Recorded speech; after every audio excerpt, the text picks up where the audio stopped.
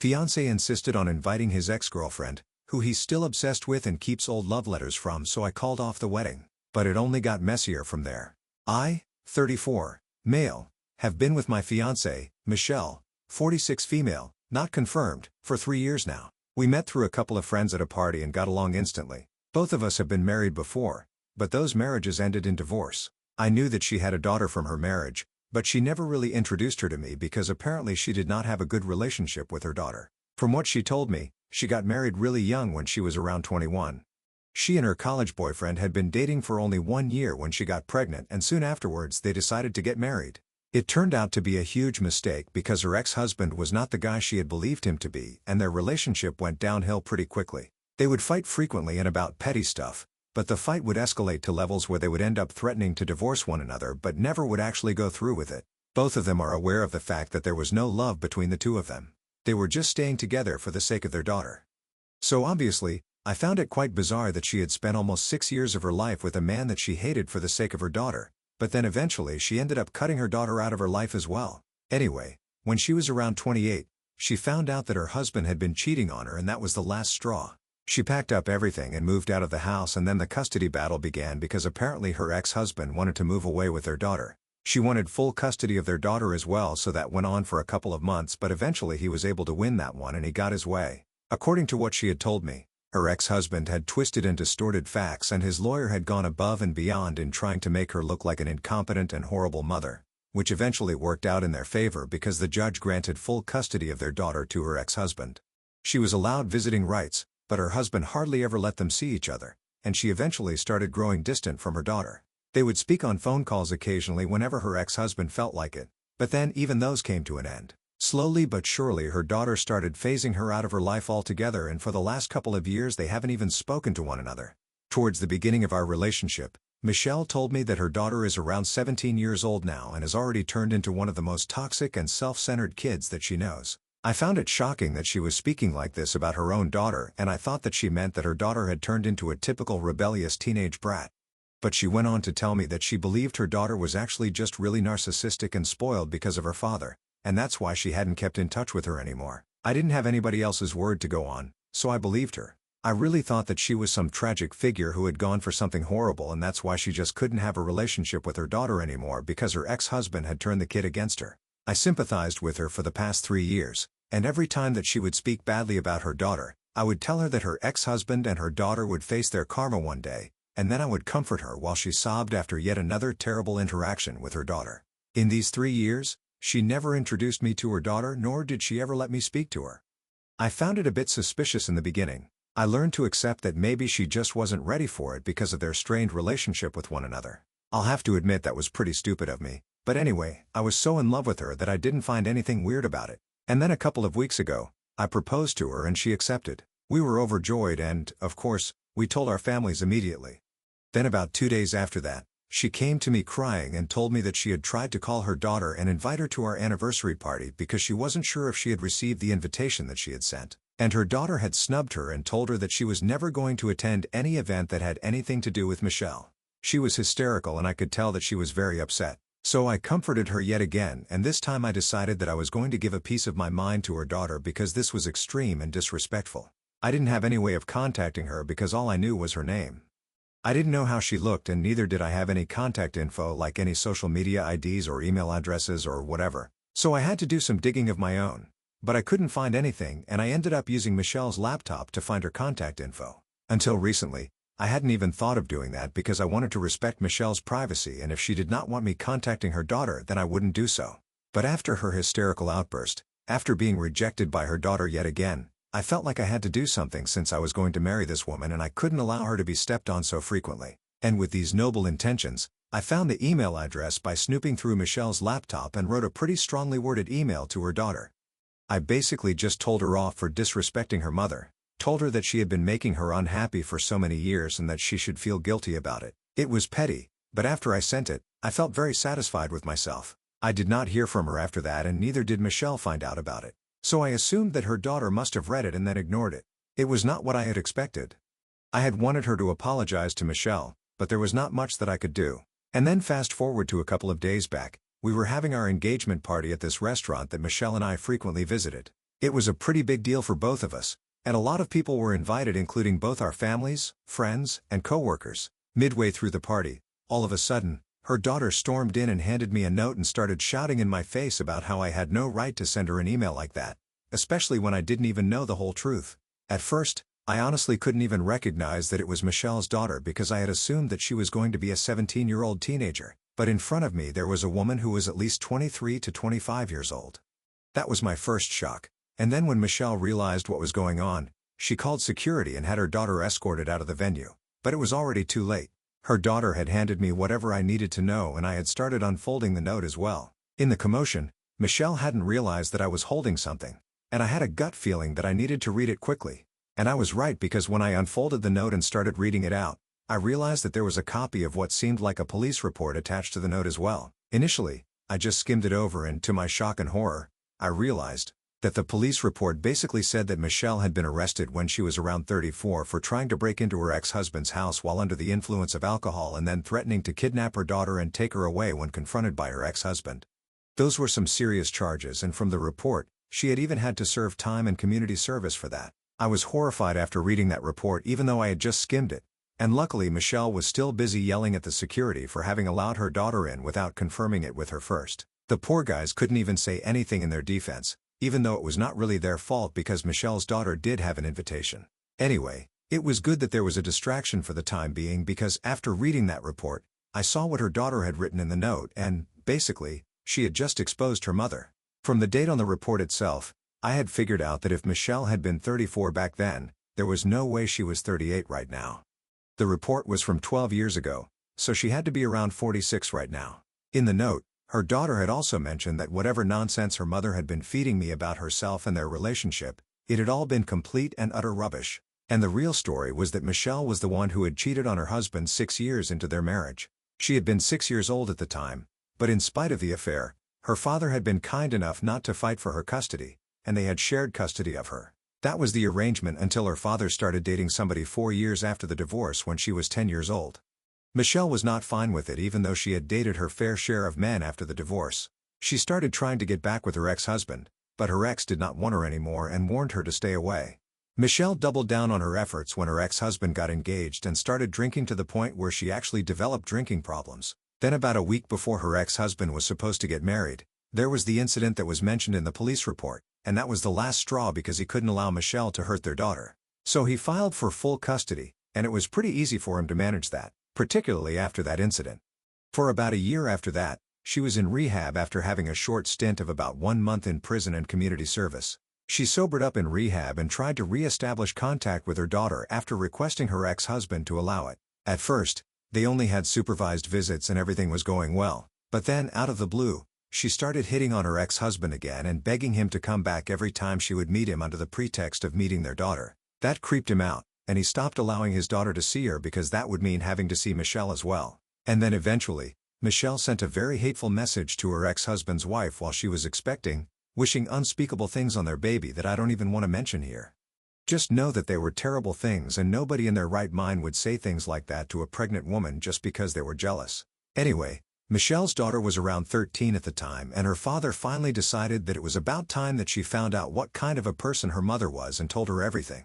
Since then, she has had no contact with her mom and even now she has constantly kept trying to block her mother out of her life, but she just keeps finding ways to contact her. After reading that note and that police report, I was furious, and I was waiting for everyone to calm down so I could speak to Michelle. After she had managed to get her daughter kicked out, yelled at the security staff for a bit, she was speaking to some guests and apologizing for everything that had happened. So it took her almost 20 minutes to come to me after that, and as soon as she did, I grabbed her and I headed to the stage where the band was performing, grabbed the mic, and started reading out the police report.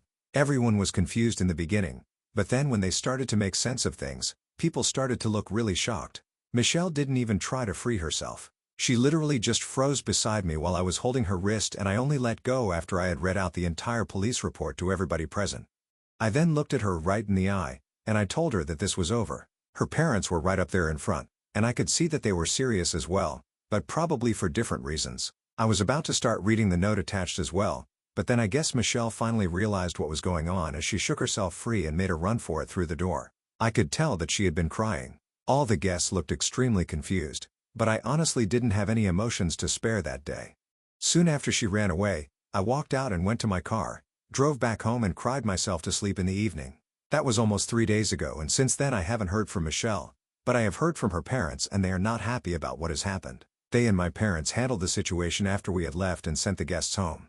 My parents had been able to contact me, but unfortunately Michelle was still nowhere to be found. And even though she had left her parents an email saying that she was going to come back home later, they were accusing me of ruining her life for no reason. They think that regardless of whatever information I had found out from that note and that police report, I should have kept it to myself and confronted Michelle in private instead of humiliating her publicly. They have told me that she is a delicate person and that while they do not deny that whatever she had pulled off in the past was horrible, she was a changed person now. And since I had spent the past 3 years with her, I should have known that and respected it instead of treating her, like, so disgustingly. Her parents have called me up. They have sent me messages and emails and they are basically just trying to blame me for this entire fiasco.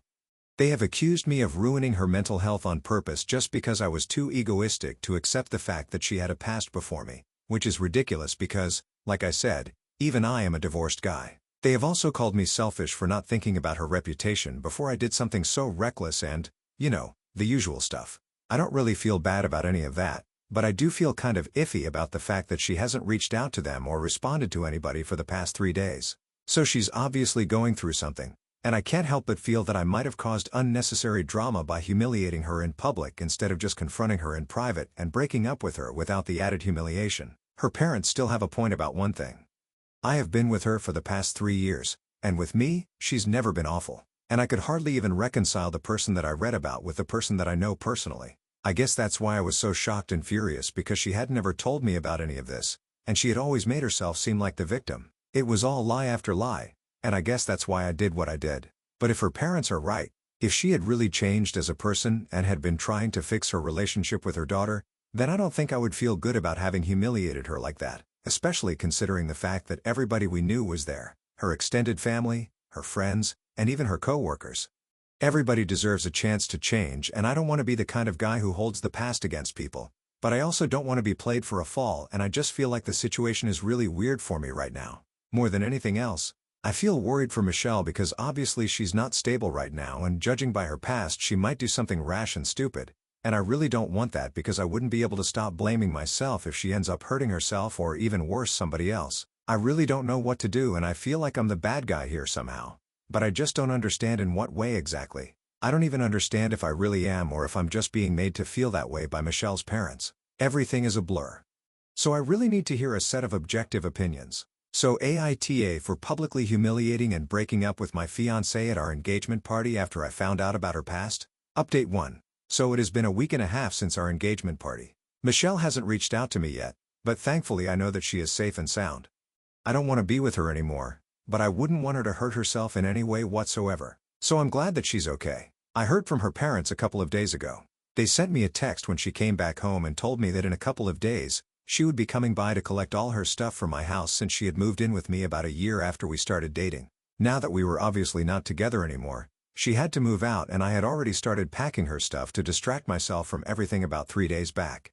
Before that, all I had been doing was laying in bed watching TV and trying to drown out all possible thoughts about Michelle and, of course, constantly reading and rereading that note in the police report. I have considered reaching back out to her daughter again because I know her email address. I sent that email a couple of weeks ago myself, but I haven't had the courage or the energy to do any of that. Besides, I don't even know what I would say to her because I'm still trying to process whatever I have found out about Michelle. I feel like I don't even know her anymore and it feels horrible.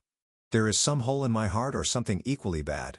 I have heard from my parents, my family, friends, and even co-workers, and they have told me to stay strong. They've sent me messages of consolation, and I'm glad that there are people who are there for me. But, honestly, I just want to be left alone. Michelle and her parents haven't shown up yet to collect her things, and I'm planning on going back to work tomorrow because I obviously cannot allow myself to fall apart over this one thing.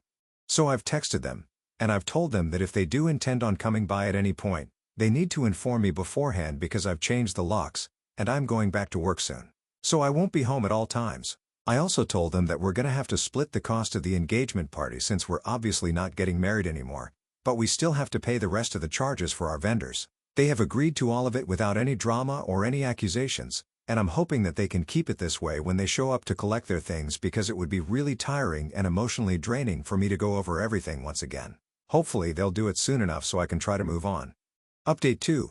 Hey, it has been 5 days since my last update, and today, in the morning, Michelle's parents finally texted me and they told me that they were going to be coming over in the evening to collect her stuff. I was cool with it because I had already packed away a lot of her things, and I left work early so I could head back home in time for Michelle and her parents to arrive. And about half an hour after I got home, she and her parents showed up. I was actually shocked to see her because even though it had been just a couple of days since our engagement party, she looked insanely different. There were bags under her eyes. She had cut her hair short and had a pixie cut now, which was shocking because she had always loved her hair. But before I noticed any of that, I realized that she was reeking of wine coolers, and I felt terrible about it because I knew that she had probably fought really hard to keep herself sober for so many years and now she was back to square one.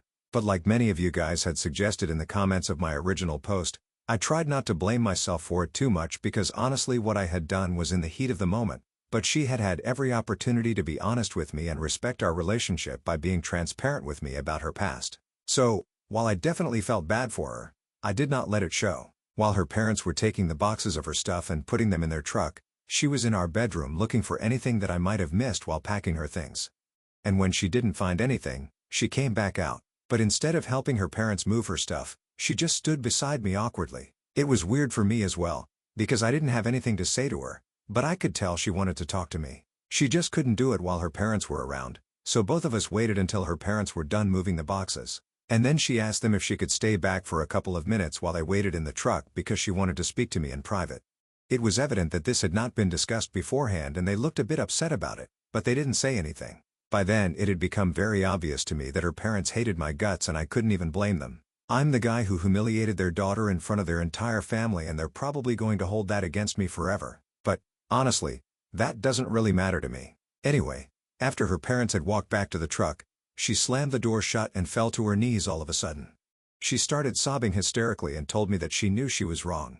She knew that she had messed up in a way that she could not fix, and I had every right to be upset with her. She said that she didn't even blame me for what I did on the day of our engagement party by humiliating her, but all she wanted now was a second chance. She told me that she knew that her parents had been bothering me after that day, blaming me for ridiculous stuff, but she knew that it was not my fault and she had convinced them not to get on my nerves anymore. She said that she had been very upset with me, with herself and even with her daughter, and that's why she had ended up cutting off all her hair and drinking once again, even though she had promised herself that she was never going to drink again, especially after her daughter had cut her out of her life several years ago. And she had stuck to it so far because she had been a teetotaler for as long as I had known her. Unfortunately, now, because of what she was going through, she had started drinking once again. But for me, she was going to give it all up once again, and she even said that she was going to grow her hair before the wedding so she would look normal and genuinely try to fix all her mistakes. All that she wanted was for me to agree to marry her and that was it. From the way she was speaking, it was evident that she really believed that marrying me was going to fix all her problems. And it was really sad because I could tell that even now, while she was promising everything to me, she was probably still slightly drunk. I realized that everything that had been in the police report and the note had been true and she didn't need to marry me. She needed serious help and it was very upsetting that instead of getting her the help she desperately needed, her parents were looking for ways to blame other people for what was going on with her. Anyway, after some pleading, I got her to stand back up on her feet and I told her that she needed to leave even while she tried to reason with me. She was still crying when I gently escorted her to her parents who had been waiting for her in the truck for about 15 minutes. When she realized that I was rejecting her, she started wailing at the top of her lungs, but luckily, her parents started driving away as soon as that happened so I didn't have to suffer through more of that. It's not that I found her dramatic, it's just that I found it really sad and prophetic. And I genuinely wish for her to get better because today was emotionally very difficult for me. To see her in that state after having loved her for 3 years was not easy, and I hope that I never have to see her like that again, but at least I'm not going to have to see her for a really long time now and I hope that I can start trying to move on in the real sense now. It already feels like a huge weight has been lifted off my shoulders and I have had some sense of closure. She was a bit tipsy for sure, but it's still the closest thing to that I'm going to get for now, so I'm trying to be content with it. Update 3. So it's been about 2 months since my breakup with Michelle and, as far as I know, I have been blocked by her on every possible platform. Whether it was she who did it or her parents, I never know and neither am I interested in finding out. I'm just glad that she's getting the help that she needs because from what I know, a couple of her friends have told me that she is in rehab. They have kept in touch with her parents, and they have very little information on what exactly she's been up to. But I know that she's alright and I hope that she gets better. In the past 2 months, I have thought about it a lot and eventually I decided to send an email to Michelle's daughter thanking her for letting me know the truth about her mother, even though it probably wasn't easy for her to bring herself to get involved in her mom's life after being away from her for so long. I also apologized to her for sending her that first email where I was berating her without knowing the full truth about Michelle. She replied to it a couple of days later telling me that it was completely fine and it was all water under the bridge, so that was that. I honestly didn't think I would be posting here anytime soon, but then a couple of days ago, one of my common friends with Michelle told me that she had wanted to pass on an apology to me that she had written while she was in rehab. She couldn't pass it on to me through her parents for obvious reasons, so she got her friend to visit her and do it for her. And basically, it was just a note apologizing for everything that she did wrong, for lying and then acting insane about it.